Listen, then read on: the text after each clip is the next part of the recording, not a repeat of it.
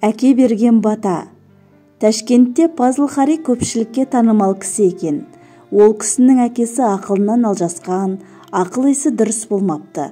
Пазыл Қари жұмыстан үйіне келсе, әкесі үнемі «Балам, мені үйге апаршы» дейді екен. Өз үйінде болса да солай айта береді екен. Сосын баласы әкесінің айтқанын екі етпей, көлігіне отырғызып алып, көшені бір айналдырып келіп, «Әке, әне үйге келдік» деп, өз үйіне қайта келеді екен. Әкесі сонда «Рахмет балам, бәрібір өз үйіңе жетпейді ғой» деп, баласына мәз болады екен. Күнде осылай қайталана береді. Бір күні Пазыл Қари бір себептермен жұмысынан шығып қалып, көлігінде сатып жібереді. Әкесі күндегі әдетінен жаңылмай, «Балам, мені үйге апар» дейді екен. Машинасынан айырылған баласы бір арбаның үстіне көрпе төсеп, әкесін соған отырғызып, ыңылдап машинаның даусын салып, ауланы бір айналдырып келіп, «Әке, әне үйге келдік» дейді екен. Әкесі мәз болады екен. Бір күні әкесі «Балам, қолыңды жай, мен бүгін саған дұға жасап, бата берейінші» депті.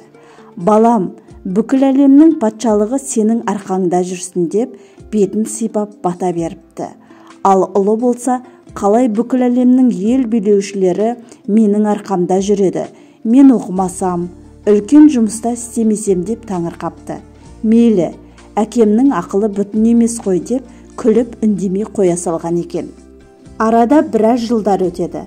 Баласы Пазыл Қари дінге бет бұрып, 1998-2000 жылдары үлкен қари атанады. Сол жылдары Самарқанның бір кесенесі ашылған ба, мешіт соғылған ба, әйтеуір бір үлкен жиын болыпты. Оған барлық көрші Ресей, Қырғыз, тағы да басқа мұсылман елдерінің президенттері келіпті. Сол жиынға Өзбекстанның бұрынғы басшысы Ислам Каримов осы Пазыл Қариды шақырыпты. және қариға айтыпты: «Сіз алға түсіңіз, бізге жол бастаңыз» деп алдына өткізіп жіберіпті. Сонда алда келе жатып Пазыл Қари ебіл-себіл жылаған екен. Жанындағылар таң қалып: «Неге жылайсыз? Артыңызда ел билеген патшалар келе жатыр, жыламаңыз» депті. Пазыл Қари сонда әкесінің берген батасын есіне алып, және оның қабыл болғанын айтып берген екен. Ата-ананың батасы қашан да қабыл болады. Баталы ел арымас деген сөз осыдан қалса керек.